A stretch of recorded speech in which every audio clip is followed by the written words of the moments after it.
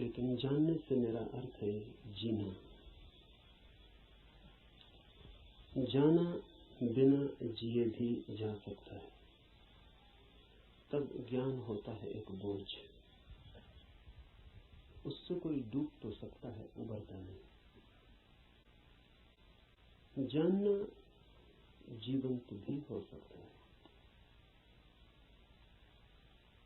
तब जो हम जानते हैं वो हमें करता है निर्भर, हल्का, कि हम उड़ सके आकाश में। जीवन ही जब जानना बन जाता है तभी पंख लगते हैं, तभी जंजीरें टूटती हैं और तभी द्वार खुलते हैं अनंत के।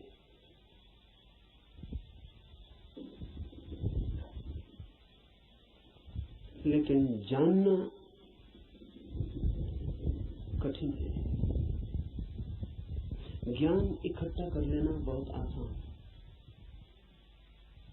और इसलिए मन आसान को चुन लेता है और कठिन से बचता है। लेकिन जो कठिन से बचता है वो धर्म से भी वंचित रह जाएगा। कठिन ही नहीं, जो असंभव से भी बचना चाहता है वो कभी भी धर्म के पास नहीं पहुंच पाएगा। धर्म तो है ही उनके लिए जो असंभव में उतरने की तैयारी रखते हैं। धर्म है जुआरियों के लिए, दुकानदारों के लिए नहीं। धर्म कोई सौदा नहीं है। धर्म कोई समझौता भी नहीं है। धर्म तो है दांव।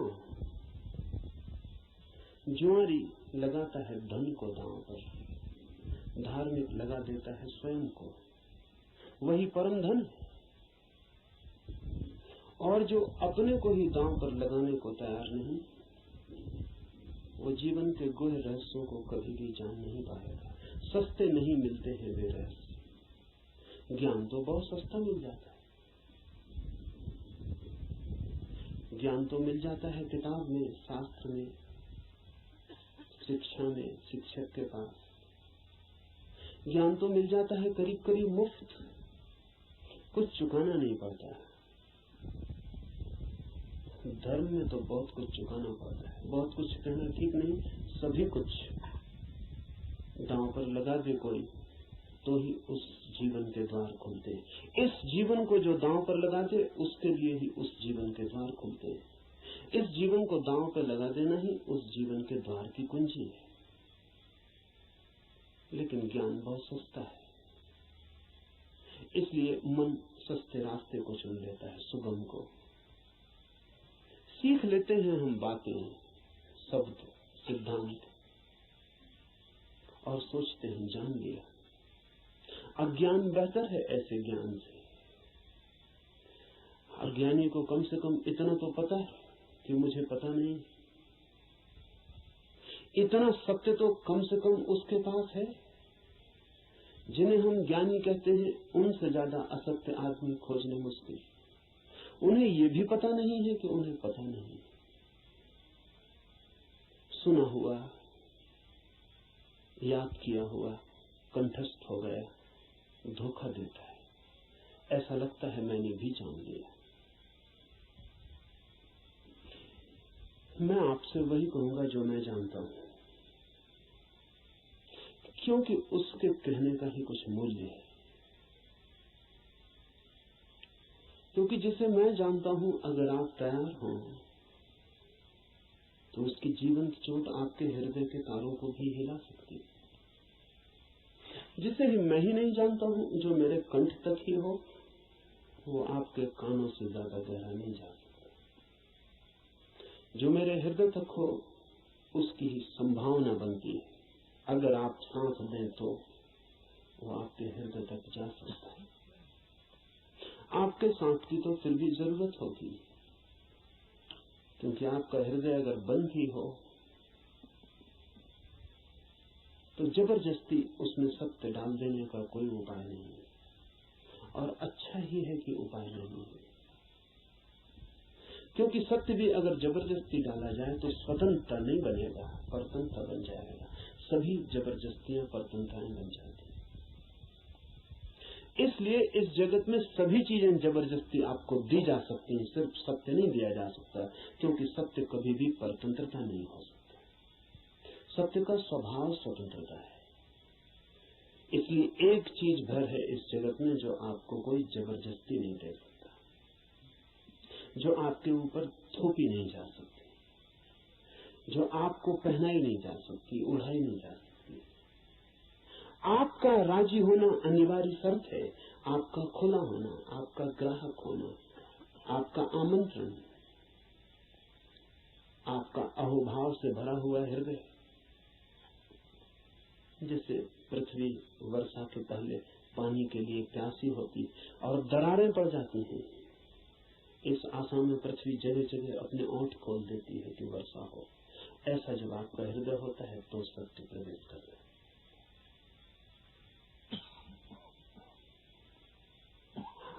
अन्यथा सत्य आपके द्वार से भी आकर लौट जाता है। बहुत बार लौटा है, बहुत जन्मों जन्मों में। आप कुछ नए नहीं, इस पृथ्वी पर कुछ भी नया नहीं, सभी बहुत पुराने हैं।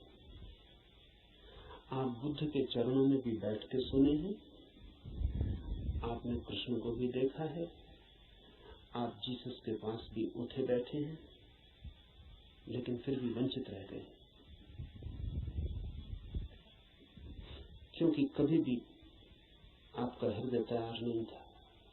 आपके पास से बुद्ध की सरिता बहती निकल गई है, महावीर की सरिता बहती निकल गई, आप प्यासे रह गए। आनंद रो रहा था जिस दिन बुद्ध के प्राण छूटने को थे और छाती पीट रहा था, और बुद्ध ने उससे कहा कि तू रोता क्यों है? जरूरत से ज्यादा मैं तेरे पास था 40 वर्ष, और अगर 40 वर्ष में भी नहीं हो पाई वो घटना, तो अब रोने से क्या होगा? मेरे मिटने से इतना परेशान क्यों हो रहा है? तो आनंद ने कहा है, इसलिए परेशान हो रहा हूं कि आप मौजूद थे और मैं न मिट पाया।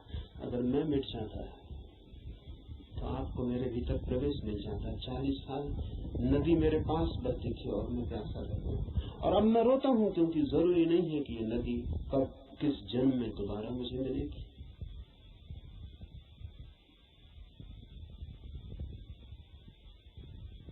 आप कुछ नए नहीं हैं। आपने बुद्धों को दफनाया, महावीरों को दफनाया, जीसस, कृष्ण, क्राइस्ट, सबको आप दफना के जी रहे हैं। उनकी वो हार गए आपसे। आप काफी पुराने, जब से जीवन है तब से आप अनंत अनंत यात्रा। कहां हो जाती होगी चूक? बस यही हो जाती है कि आप खुले ही नहीं, बंद है। मैं तो आपसे वही कहूंगा जो मैंने जाना है। अगर आप भी अपने को एक खुलापन बना सके तो आप भी उसे जान लेंगे।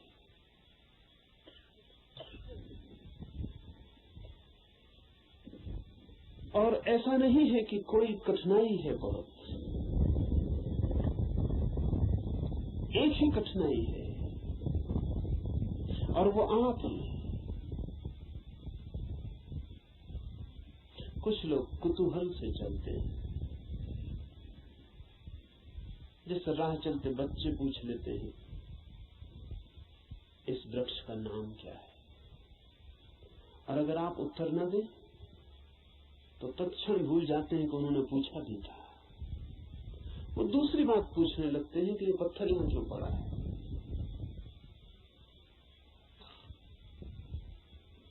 पूछने के लिए पूछते हैं, जानने के लिए नहीं पूछते। बिना पूछे नहीं रह सकते हैं, इसलिए पूछते हैं, जानने के लिए नहीं पूछते। जो लोग कुतूहल से जी रहे हैं वो अभी भी बचकाने हैं। अगर आप ऐसे ही पूछ लेते हैं कि ईश्वर क्या है, जैसे कि कोई बच्चा राह चलती दुकान देख के पूछ लेता हो कि ये खिलौना क्या है, तो आप अभी बच्चे हैं। और बच्चा तो माफ किया जा सकता है, आप माफ नहीं किया जा सकते। कुतूहल नहीं चलेगा। धर्म कोई खिलवाड़ नहीं है बच्चों का। और फिर उत्तर भी मिल जाए तो उससे कोई प्रयोजन नहीं है। बच्चे का मजा पूछने में है। उसने पूछा, यही उसका मजा है। आप उत्तर देंगे भी तो उस उत्तर में उसे कोई बहुत रस नहीं है। क्या बात? मनस्विद कहते हैं कि बच्चे नया नया बोलना सीखते हैं तो अपने बोलने का अभ्यास करते हैं पूछ पूछ कर। जैसे बच्चा नया नया चलना सीखता है तो बार बार उठ के चलने की कोशिश करता है, बोलना सीखता है तो बार बार बोलने की कोशिश करता है। इसलिए बच्चे एक ही बात को कई दफा कहते हैं, इसलिए कई दफा कहते हैं क्योंकि उन्हें बोलने का एक नया अनुभव, एक नया आयाम मिला है। उस नए आयाम में वे तैर के अभ्यास कर रहे हैं, इसलिए कुछ भी पूछते हैं, कुछ भी बोलते हैं। अगर आप भी धर्म की दुनिया में कुछ भी पूछ रहे हैं, कुछ भी बोल रहे हैं, कुछ भी सोच रहे हैं और कोई गहरी जिज्ञासा नहीं है, बस कुतूहल है, तो अभी आप और कुछ बुद्धों को दफनाएंगे। अभी और न मालूम कितने बुद्धों को आपके साथ मेहनत करनी पड़ेगी।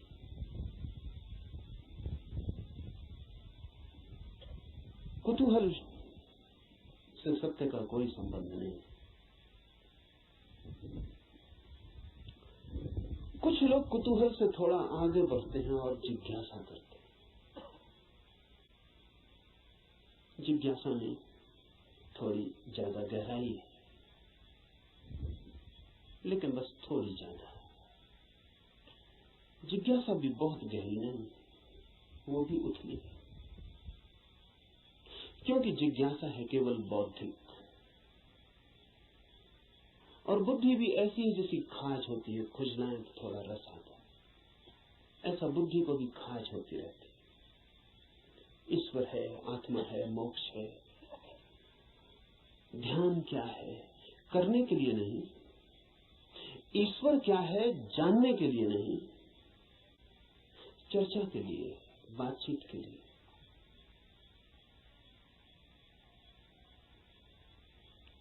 एक बौद्धिक मजा है, एक बौद्धिक व्यायाम है। तो लोग ऊंची बातें करते हैं,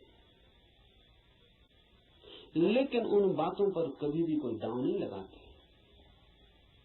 ईश्वर है या नहीं, इससे कोई प्रयोजन नहीं है।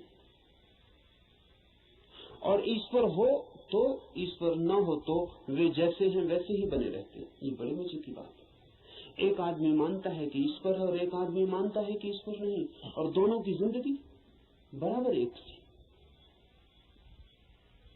कोई गाली दे तो उसे भी क्रोध आता है जो मानता है कि ईश्वर है, और उसे भी क्रोध आता है जो मानता है कि ईश्वर नहीं। बल्कि कई दफा तो ये देखा जाता है कि जो मानता है ईश्वर है उसे ज्यादा क्रोध आता है, क्योंकि जो मानता है कि ईश्वर नहीं है वो ज्यादा से ज्यादा क्या कर सकता है? आपका गाली दे सकता है, मार सकता है, हत्या कर सकता है। लेकिन जो मानता है ईश्वर है वो आपको नरक तक में सड़ा सकता है। उसके पास ज्यादा उपाय क्रोधित होने के। अगर ईश्वर के मानने और न मानने से कोई भी अंतर जीवन में न पड़ता हो तो उसका अर्थ है कि ये ईश्वर से कोई संबंध नहीं है, बौद्धिक बातचीत है।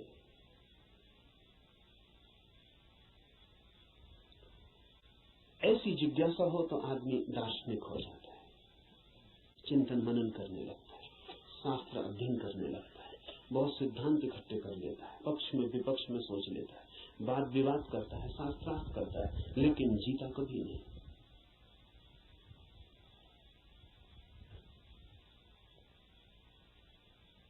अगर आप भी सिर्फ जिज्ञासा से भरे हैं तो यात्रा नहीं होगी। जिज्ञासा से भरे हुए लोग वे हैं जो मील के पत्थर के पास बैठ जाते हैं और पूछते हैं मंजिल क्या है, कितनी दूर है, और सदा यही पूछते हैं, लेकिन कभी उठ के चलते नहीं। जानते तो आप भी कितना है, क्या कमी है जानने में? करीब करीब सभी कुछ जानते हैं।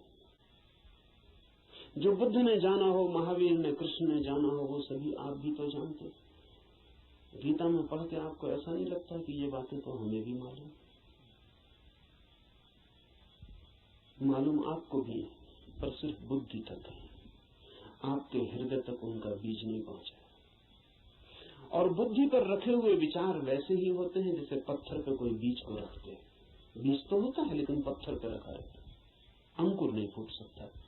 अंकुर फूटना हो तो बीज को पत्थर से गिरना पड़े, जमीन खोजनी पड़े, और जमीन की भी ऊपर की सतह ठीक नहीं है क्योंकि और गीली जगह चाहिए, तो थोड़ा जमीन के भीतर पहुंचना पड़े जहां थोड़ी पानी की सुविधा हो, थोड़ा रस बहता हो। बुद्धि पर पत्थर की तरह बीज रख जाते हैं, हृदय तक जब तक न गिर जाए तब तक गीली जगह नहीं मिलती। हृदय में थोड़ा रस रहता है, थोड़ा प्रेम, वहां थोड़ा पानी, वहां कोई बीज गिरे तो अंकुरित होता है, नहीं तो कभी अंकुरित नहीं होता। जिज्ञासु व्यक्तियों के पास बहुत कुछ होता है लेकिन पत्थर पर रखे हुए बीजों की भांति। जमीन भी ज्यादा दूर नहीं होती लेकिन थोड़ी यात्रा भी मुश्किल है, चलना बिल्कुल नहीं है तो पत्थर पर ही बीज रखा रह जाता है। इतनी यात्रा तो करनी ही पड़ेगी कि बीज पत्थर से नीचे गिरे, जमीन पर आए, जमीन में जगह खोजे, थोड़ी गीली भूमि को पाए, थोड़ा छिप जाए अंधेरे में। ध्यान रहे, जगत में जो भी जन्म पाता है वो गहन, मौन, एकांत, अंधेरे को चाहता है। बुद्धि में तो जितनी चीजें रखी हैं वो सब खुले प्रकाश में रखी हैं, वहां अंकुर नहीं होते। हृदय आपके भीतर गीली जमीन है छिपी हुई, वहां कुछ पैदा होता है। इसलिए जो सिर्फ जिज्ञासा से जीते हैं वे विद्वान बन जाते हैं, पंडित बन जाते हैं, ज्ञानी बन जाते हैं,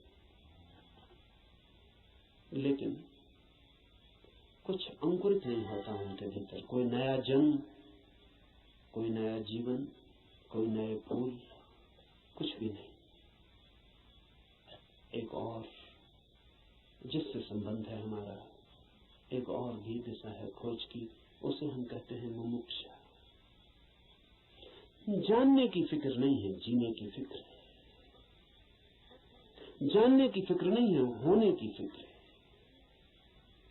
ये सवाल नहीं है कि ईश्वर है, सवाल ये है कि क्या मैं ईश्वर हो सकता हूं। अगर ईश्वर हो भी और मैं ईश्वर न हो सकूं तो कोई सार नहीं। सवाल ये नहीं है कि मोक्ष है, सवाल ये है कि क्या मैं भी मुक्त हो सकता हूं। अगर मैं मुक्त हो ही ना सकूं और मोक्ष हो भी कहीं तो क्या अर्थ है। ये बात नहीं है कि आत्मा है भीतर या नहीं, हो या ना हो। सवाल असली ये है कि क्या मैं आत्मा हो सकता हूं। मुमुक्षा है होने की खोज, और जब कोई होना चाहता है तब दांव पर लगना पड़ता है। इसलिए कहता हूं धर्म है जुआरियों का काम। वही कहूंगा जो मैं जानता हूं, जो जिया है। अगर आप तैयार हुए दांव पर लगाने को, तो जो मेरा अनुभव है वो आपका अनुभव भी बन सकता है। अनुभव किसी के नहीं होते, जो भी लेने को तैयार हो उसी के हो जाते हैं। सत्य पर किसी का कोई अधिकार नहीं, जो भी मिटने को राजी है वही उसका मालिक हो जाता है। सत्य तो उसका है जो भी उसे मांगने की तैयारी दिखलाता है, जो भी अपने हृदय के द्वार खोलता है और उसे पुकारता है।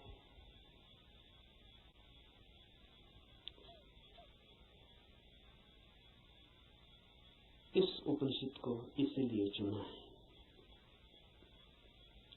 ये उपनिषद अध्यात्म का सीधा साक्षात्कार है। सिद्धांत इसमें नहीं है, इसमें सिद्धों का अनुभव है। इसमें उस सब की कोई बातचीत नहीं है जो कुतूहल से पैदा होती है, जिज्ञासा से पैदा होती है। नहीं, इसमें तो उनकी तरफ इशारे हैं जो मुमुक्षा से भरे हैं, और उनके इशारे हैं जिन्होंने पा लिया है। कुछ ऐसे लोग भी हैं कि जिन्होंने नहीं पाया, लेकिन फिर भी मार्गदर्शन देने का मजा नहीं छोड़ पाते। मार्गदर्शन में बड़ा मजा है। सारी दुनिया में अगर सबसे ज्यादा कोई चीज दी जाती है तो वो मार्गदर्शन है, और सबसे कम अगर कोई चीज ली जाती है तो वो भी मार्गदर्शन है। सभी देते हैं, लेता कोई भी नहीं। जब भी आपको मौका मिल जाए किसी को सलाह देने का तो आप चूकते नहीं। जरूरी नहीं है कि आप सलाह देने योग्य हो, जरूरी नहीं कि आपको कुछ भी पता हो जो आप कह रहे हैं, लेकिन जब कोई दूसरे को सलाह देनी हो तो शिक्षक होने का मजा छोड़ना बहुत मुश्किल हो जाता है। शिक्षक होने में मजा क्या है? आप तत्काल ऊपर हो जाते हैं मुफ्त में और दूसरा नीचे हो जाता है। अगर कोई आपसे दान मांगने आए तो 2 पैसे देने में कितना कष्ट होता है, क्योंकि कुछ देना पड़ता है जो आपके पास है। लेकिन सलाह देने में जरा भी कष्ट नहीं होता, क्योंकि जो आपके पास है ही नहीं उसको देने में कष्ट क्या है? आपका कुछ खो ही नहीं रहा है, बल्कि आपको कुछ मिल रहा है, मजा मिल रहा है, अहंकार मिल रहा है। आप भी सलाह देने की हालत में हैं आज, और दूसरा लेने की हालत में। आप ऊपर हैं, दूसरा नीचे है।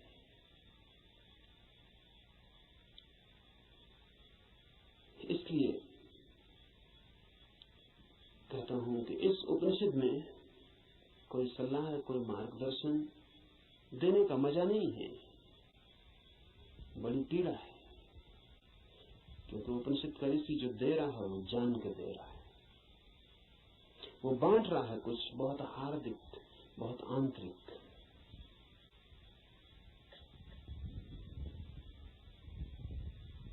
संक्षिप्त इशारे हैं लेकिन गहरे हैं, बहुत थोड़ी सी चोटें हैं लेकिन प्राणघातक है।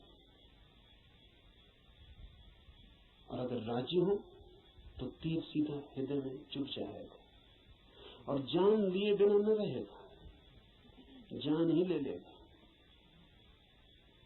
इसलिए थोड़ा सावधान,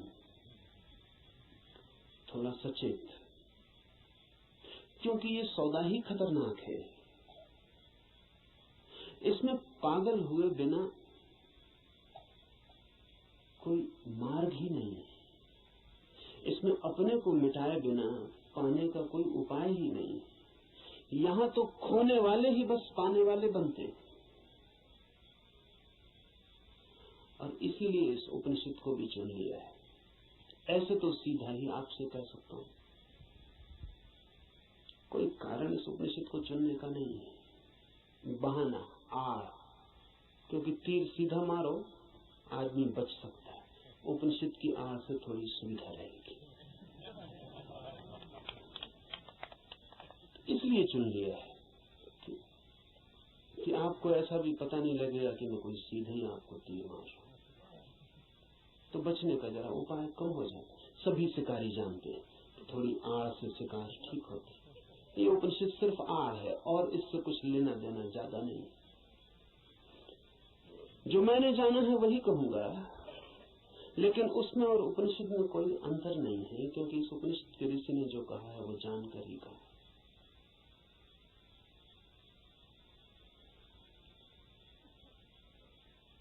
यह उपनिषद अध्यात्म की सूक्ष्मतम रहस्यों का उद्घाटन है। लेकिन अगर मैं उपनिषद पर ही बात करता रहूं तो डर है कि बात ही रह जाए। इसलिए चर्चा तो पृष्ठभूमि होगी। इस चर्चा के साथ साथ प्रयोग, जो कहा है, जो इस ऋषि ने देखा है या जो मैं कहता हूं मैंने देखा है, उस तरफ आपके चेहरे को मोड़ने की कोशिश, उस तरफ आपकी भी आंखें उठानी, उस तरफ आपकी भी आंखें उठाने का प्रयास, वही मुख्य होगा। उपनिषद की बात तो सिर्फ हवा पैदा करने के लिए होगी कि आपके चारों तरफ वे तरंग पैदा हो जाएं, कि आप भूल जाएं 20वीं सदी को, पहुंच जाएं उस लोक में जहां ये ऋषि रहा होगा। मिट जाए ये जगत जो चारों तरफ बहुत बेरौनक और बहुत कुरूप हो गया है, और याद आ जाए उन दिनों की जब ये ऋषि जिंदा रहा होगा। एक हवा, एक वातावरण, बस उसके लिए उपनिषद। पर उतना काफी नहीं है, जरूरी है, काफी नहीं है। तो जो मैं कहता हूं अगर आप उसको सुन के ही रुक जाते हैं तो मैं मानूंगा आपने सुना भी नहीं, क्योंकि सुन के जो चलता नहीं है मैं नहीं मान सकता कि उसने सुना है। अगर आप सोचते हैं कि सुन के आपकी समझ में आ गया, इतनी जल्दी मत करना। सुन के समझ में आता होता तो हम कभी के समझ गए होते। सुन के ही समझ में आता होता तो इस दुनिया में समझदारों की कमी ना होती, ना समझ खोजना मुश्किल हो जाता। मगर ना समझ ही ना समझ, सुन के कुछ भी समझ में नहीं आता। सुन के सिर्फ शब्दों पे मुट्ठियां बन जाती। सुन के नहीं, करके ही समझ में आता है। इसलिए सुनना करने के लिए, समझने के लिए नहीं। सुनना करने के लिए, करना समझने के लिए। सुन के ही सीधा मत सोच लेना कि समझ गए। वो बीच की कड़ी के बिना कोई भी उपाय नहीं है, कोई भी रास्ता नहीं। लेकिन मन कहता है कि समझ गए, अब करने की क्या जरूरत है। मंजिलें चल के पहुंची जाती है।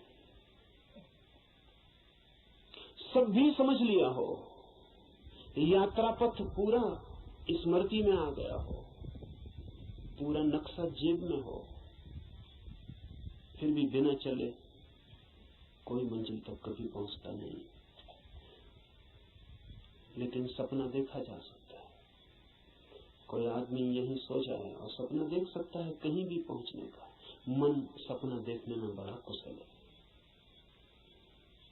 और ऐसा मत सोचना कि आप ही ऐसे सपने देखते हैं। जिनको आप बहुत बुद्धिमान कहते हैं वे भी इसी तरह के सपने देखते रहते हैं। साधु हैं, सन्यासी हैं, महात्मा हैं, वर्षों वर्षों से खोज में लगे हैं, लेकिन कहीं इंच भर नहीं पहुंचते, यात्रा ही नहीं करते। वो जो वर्षों से खोज में लगे हैं वो सारी की सारी खोज वर्तुलाकार है। बुद्धि में ही वर्तुल बन जाता है, भंवर बन जाता है, उसी भंवर में घूमते रहते हैं। फिर उस भंवर में सब समा जाता है, वेद समा जाते हैं, उपनिषद समा जाते हैं, कुरान बाइबलें समा जाती हैं, उस भंवर में सब समा जाता है, लेकिन एक इंच भी गति नहीं होती। उपनिषद की हम चर्चा करेंगे, उपनिषद समझाने के लिए नहीं, उपनिषद बन जाने के लिए। यहां सुन के कुछ कंठस्थ हो जाए और आप भी बोलने लगे तो मैंने आपका नुकसान किया, मैं फिर आपका मित्र साबित न हुआ। यहां सुन के आप जो सुना है वो बोलने लग जाएं तो कोई मूल्य नहीं है। यहां सुन के आपको भी वो हो जाए, आप भी वो देख लें, वो आंख आपकी भी खुल जाए तो ही। ऐसा समझे, एक कवि गीत गाता है किसी फूल के संबंध में। गीत में बड़ा माधुर्य हो सकता है, छंद हो सकता है, लय हो सकती है, संगीत हो सकता है। गीत की अपनी खूबी है, लेकिन गीत कितना ही गाए उस फूल को। और कितना ही गुनगुनाए तो भी गीत गीत है, फूल नहीं।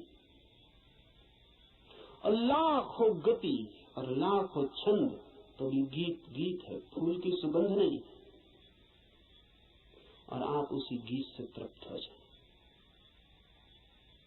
तो आप भटक गए। उपनिषद गीत है किसी फूल का जिसे आपने देखा नहीं अभी। गीत गजब का है, गाने वाले ने देखा है, पर गीत से तृप्त मत हो जाना। गीत फूल नहीं। ऐसा भी हो जाता है कि कभी कभी आप फूल के पास भी पहुंच जाते हैं। कभी कभी फूल की एक झलक भी मिल जाती है, अचानक, आकस्मिक। क्योंकि फूल कोई विजाती ही नहीं है, आपका स्वभाव है, आपके बिल्कुल निकट है, किनारे किनारे है। कभी कभी छू जाता है बिना आपके, बावजूद आपके। कभी कभी फूल एक झलक दे जाते, कोई बिजली कौन जाती, किसी क्षण में आकस्मिक अनुभव में आ जाता है। कुछ और भी है इस जगत में, यही जगत सब कुछ नहीं है। इस पथरीले जगत के बीच कुछ और भी है जो पत्थर नहीं, फूल है, जीवंत, खिला हुआ। जैसे किसी स्वप्न में देखा हो या अंधेरी रात में चमकी हो बिजली और कुछ दिखा हो और फिर खो गया हो। ऐसा कभी कभी आपके जीवन में भी हो जाता है, कवियों के जीवन में अक्सर हो जाता है, चित्रकारों के जीवन में अक्सर हो जाता है। फूल की झलक बिल्कुल पास आ जाती है। फिर भी फूल कितने ही पास हो और कितनी ही झलक मिल गई हो, पास होना भी दूर होना ही है। और कितने ही पास आ जाए फूल तो भी फासला तो बना ही रहता है। और मैं बिल्कुल हाथ से भी छू लूं फूल को तो भी पक्का नहीं है कि जो अनुभव मुझे होता है वो फूल का है, क्योंकि हाथ खबर लाने वाला है। और हाथ अगर बीच में गलत खबर दे दे तो कुछ भरोसा नहीं। और हाथ सही ही खबर देगा, इसको मानने का कोई कारण नहीं। फिर हाथ जो खबर देगा वो फूल के संबंध में कम और हाथ के संबंध में ज्यादा होगी।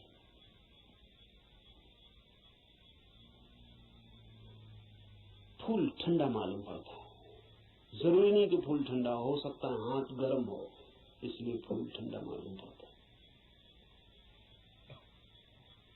खबर हाथ के संबंध में, क्योंकि खबर जब भी किसी माध्यम से आती तो सापेक्ष होती है, पक्का नहीं हुआ जा सकता। पोपोफ का मैं एक संस्मरण पढ़ रहा था। पोपोफ एक साधिका थी और गहरी साधिका थी, और पियोत्र दिमित्रोविच ऑस्पेंस्की के पास साधना करती थी। एक दिन बैठी थी पास, एक सज्जन ने आके ऑस्पेंस्की से पूछा कि ईश्वर है या नहीं। तो ऑस्पेंस्की ने कहा कि ईश्वर नहीं। फिर ऑस्पेंस्की थोड़ी देर रुका और उसने कहा कि लेकिन मैं कोई गारंटी भी नहीं कर सकता।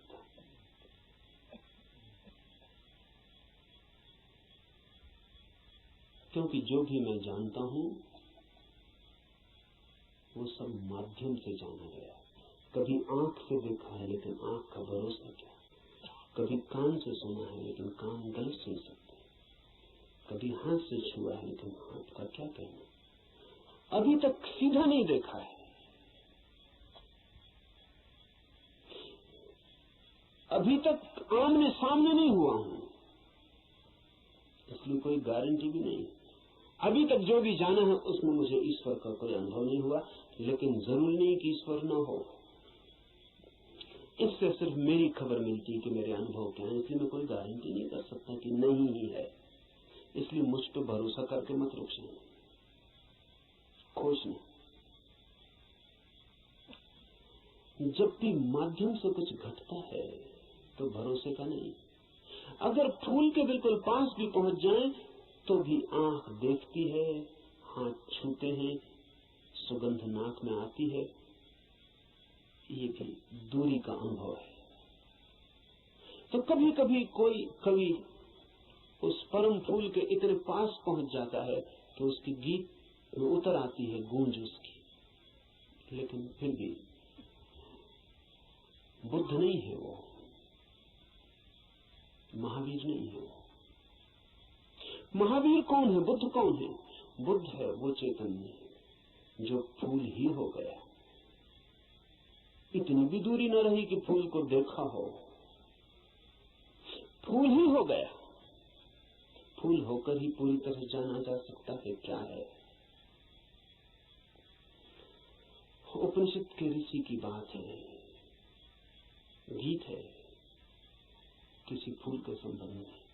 उसे गुनगुनाना, मिठास है बड़ी उसमें, स्वाद है उसमें बहुत, लेकिन वो फूल नहीं है, गीत ही है। अगर प्रयास करेंगे तो कभी कभी झलक भी मिलेगी। मेरे पास लोग आते हैं, वो कहते हैं ध्यान में बड़ी झलक मिली, लेकिन फिर खो गई। अनंत प्रकाश हो गया था, फिर खो गया। आनंद ही आनंद हो गया था, लेकिन अब कहाँ है? अब खोजते हैं और नहीं मिलता।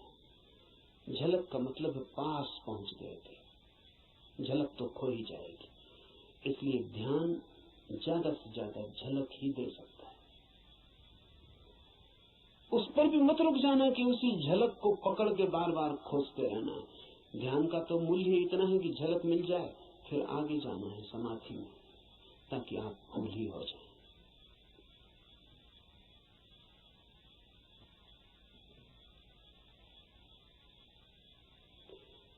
ध्यान में है झलक, समाधि में है हो जाना। झलकों पर मत रुकना है, झलकें बड़ी प्रीति कर,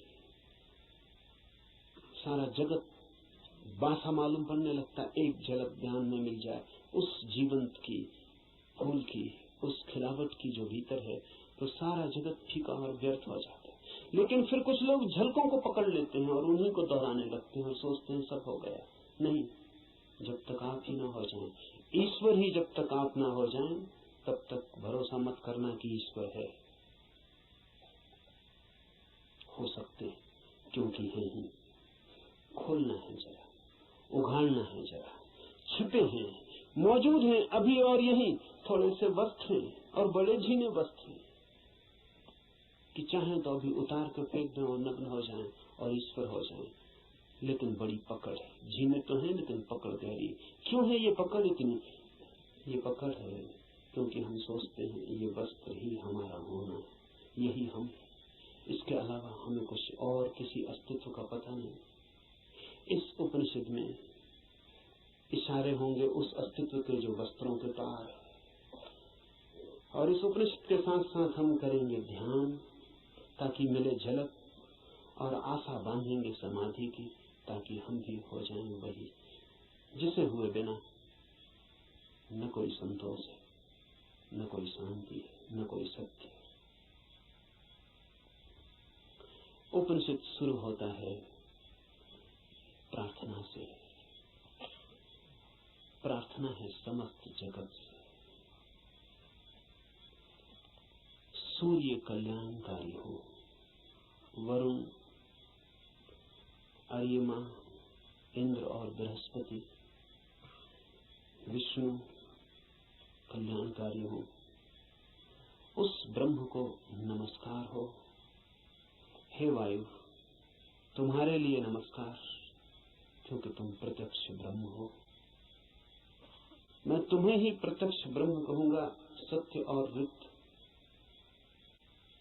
वे सब मेरी रक्षा करें, आचार्य की भी।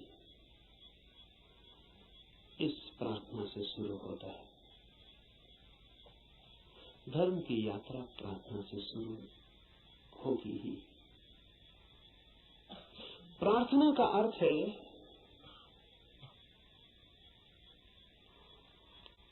आस्था, आशा। प्रार्थना का अर्थ है इस सारे जगत के साथ हमारे जुड़े हुए होने का भाव। प्रार्थना का अर्थ है मुझ अकेले से क्या होगा। मुझ अकेले से होता तो हो गया होता, मुझ अकेले से तो क्षुद्र भी नहीं सध पाया।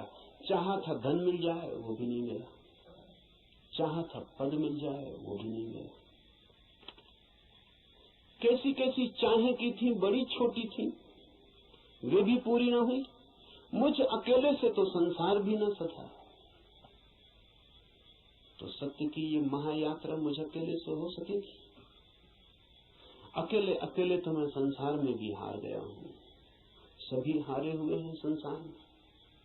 जो जीते हुए दिखाई पड़ते हैं वे भी बस वे दूसरों को जीते हुए दिखाई पड़ते हैं, खुद तो बिल्कुल हारे हुए।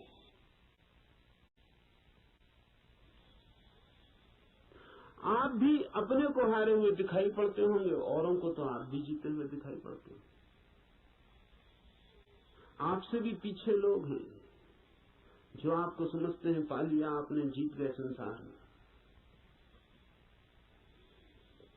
लेकिन भीतर से अगर हम आदमी को देखें तो एक एक आदमी हारा हुआ है। संसार पराजय की लंबी कथा है, वहां जीत होती ही नहीं, वहां जीत हो ही नहीं सकती, वो संसार का स्वभाव नहीं।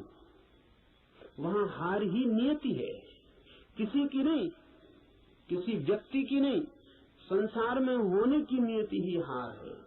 वहां हारना ही होगा, वहां कोई कभी जीतता नहीं।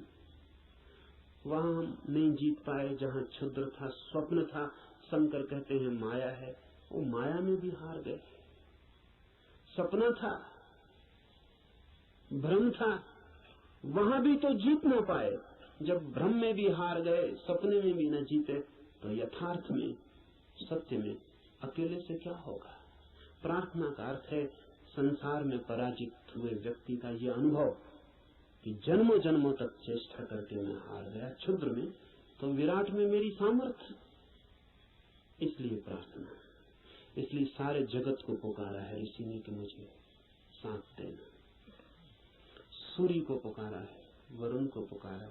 ये सब नाम है, प्रतीक है जीवन की समस्त शक्तियों की।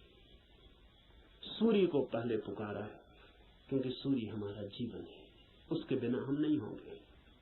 हमारे भीतर सूर्य ही जीता है, जलता है। उधर सूर्य बुझ जाए, यहाँ हम बुझ जाए। सूर्य ही हमारा प्राण है, इसलिए पुकारा। कहा वायु को नमस्कार है, विशेष रूप से वायु को नमस्कार कहा है इस प्रार्थना में, क्योंकि तुम प्रत्यक्ष ब्रह्म हो। अजीब सी बात है, थोड़ा सोचे। बड़े मजे की बात है, क्योंकि वायु है बिल्कुल अप्रत्यक्ष और सब चीजें प्रत्यक्ष। सूर्य को कहा होता प्रत्यक्ष ब्रह्म हो, जीते जागते जलते प्रखर, समझ में आता। सूर्य को नहीं कहा प्रत्यक्ष ब्रह्म, कहा वायु को जो बिल्कुल दिखाई पड़ती नहीं, बिल्कुल अप्रत्यक्ष। कहां है प्रत्यक्ष वायु? सिर्फ अनुमान है कि है, लगता है कि है, भासता है कि है, दिखाई तो पड़ती नहीं। आंख के सामने कहां है? प्रत्यक्ष का मतलब है आंख के सामने है। जो आंख के सामने वायु बिल्कुल नहीं है, पत्थर पहाड़ सब आंख के सामने, वायु नहीं। लेकिन ऋषि कहता है हे वायु नमस्कार तुम्हें, क्योंकि तुम प्रत्यक्ष ब्रह्म हो। इसलिए कहा कि वायु जैसे दिखाई नहीं पड़ती और है, और आंख को दिखाई नहीं पड़ती फिर भी आंख को छू रही है प्रतिपल। ऐसा ही परम सत्य है, दिखाई नहीं पड़ता, छू रहा है प्रतिपल। वायु दिखाई नहीं पड़ती क्योंकि हमारे पास देखने वाली आंख नहीं। वायु तो यहां है, वायु के बिना तो हम भी नहीं हो सकते। वही तो हमारी श्वास में हमें संभाले, उसका ही आवागमन तो हमारा सारा जीवन है, जो इतने निकट है। श्वास है जो हमारी, वो भी दिखाई नहीं पड़ती क्योंकि हमारे पास आंखें बड़ी स्थूल है। तो हम जो बहुत मोटा मोटा है, स्थूल स्थूल है, वो देख लेते हैं, जो सूक्ष्म है वो हमें दिखाई नहीं पड़ता। वायु सूक्ष्मतम है, हमारे सामने मौजूद है, भीतर मौजूद है, बाहर मौजूद है, रोए रोए में मौजूद है और दिखाई नहीं पड़ती। इसलिए कहा कि तुम प्रत्यक्ष ब्रह्म हो, तुम ठीक ब्रह्म जैसी हो। वो भी यहाँ मौजूद है और दिखाई नहीं पड़ता, और रोए रोए में वही समाया है, रोआ रोआ वही है, और फिर भी उसका कोई पता नहीं चलता। इसलिए वायु को नमस्कार किया है कि हम वायु को तो जानते हैं, ब्रह्म को नहीं जानते। वायु से धागा जोड़ा है कि ब्रह्म भी ठीक वायु जैसा है। इसलिए मैं तुम्हें प्रत्यक्ष ब्रह्म कहूंगा। ऋषि कहता है वायु को सत्य और ऋत के नाम से भी कहूंगा, क्योंकि तुम ठीक उस जैसी हो जो है और जिसका हमें पता नहीं, जो हम स्वयं हैं और जिसका हमें पता नहीं, जो अभी और यहाँ सदा से मौजूद है और हमें उसका पता नहीं। लेकिन ये खोज पूरी हो सके अगर सब देवता रक्षा करें। देवता से अर्थ है सदा से जीवन की अनंत अनंत शक्तियां, और जीवन है एक विराट जाल अनंत शक्तियों का। आपका होना भी एक विराट जाल है अनंत शक्तियों का। मिलता है आप में सूर्य, मिलता है वरुण, मिलता है इंद्र, मिलती है वायु, मिलती है अग्नि, मिलती है पृथ्वी, सब कुछ मिलता है आकाश, सब आप में मिलते हैं। अगर एक व्यक्ति को हम पूरा का पूरा जान ले तो हमने बीज रूप में समस्त अस्तित्व को जान लिया।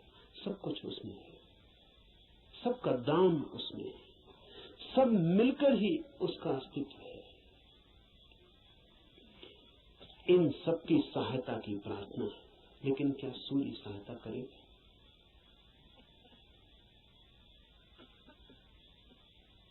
ये सवाल उठता ही है। प्रार्थना भी की तो क्या सूर्य सहायता करेगा? प्रार्थना भी की तो क्या वायु सहायक हो जाएगी? प्रार्थना भी की तो पृथ्वी क्या सहायता करेगी? पृथ्वी की सहायता और सूर्य की सहायता का सवाल नहीं है। आपने प्रार्थना की, यही बड़ी सहायता है। इसे थोड़ा ठीक से समझ लें। कोई सूर्य आके आपको सहायता नहीं करेगा, लेकिन आपने प्रार्थना की, इसका जो परिणाम है वो सूर्य पर नहीं होगा, आप पर होगा। क्योंकि प्रार्थना करने वाला चित्त हो जाता है विनम्र, प्रार्थना करने वाला चित्त हो जाता है असहाय, प्रार्थना करने वाला चित्त स्वीकार कर लेता है इस बात को कि मुझ अकेले से नहीं होगा। प्रार्थना करने वाला चित्त मिटने को तैयार हो जाता है। प्रार्थना करने वाला चित्त अपने अहंकार को, इस भाव को कि मैं कर सकता हूं, छोड़ देता है। इसके परिणाम होते हैं। प्रार्थना का सारा परिणाम आप पर होता है। प्रार्थना से सूर्य नहीं बदलता, आप बदलते हैं। प्रार्थना से जगत नहीं बदलता, आप बदलते हैं। लेकिन आपके बदलते ही दूसरे जगत में आपका प्रवेश हो जाता है। प्रार्थना आमतौर से जब आप करते हैं तो यही सोचते हैं कि कोई कुछ करेगा, इसलिए प्रार्थना कर। न, प्रार्थना है एक उपाय, एक डिवाइस। हाथ तो आप जोड़ते हैं किसी और के सामने, लेकिन जो परिणाम होता है वो होता है भीतर, जिसने हाथ जोड़े हैं उस पर। इसलिए बड़ी कठिनाई होती है अगर आप वैज्ञानिक के सामने कहें कि हे सूर्य सहायता कर, तो कहेगा मूर्खता की बात है। क्या सूर्य तुम्हारी सहायता करेगा? कब किसकी सहायता की? कि हे इंद्र वर्षा कर, पागल हो गए हो? प्रार्थनाओं से कहीं वर्षाएं हो गई? वैज्ञानिक ठीक कहता है, न तो सूर्य आपकी सुनेगा, न बादल आपकी सुनेगी, न हवा आपकी सुनेगी, कोई आपकी नहीं सुनेगा। लेकिन आपने पुकारा, ये आपको बदल जाएगा। आपने कितने जोर से पुकारा, उतनी गहरी हूक आपके भीतर प्रवेश हो जाएगी। अगर आपके पूरे प्राण पुकार उठे तो आप दूसरे ही आदमी हो जाएंगे। इसलिए है प्रार्थना। प्रभु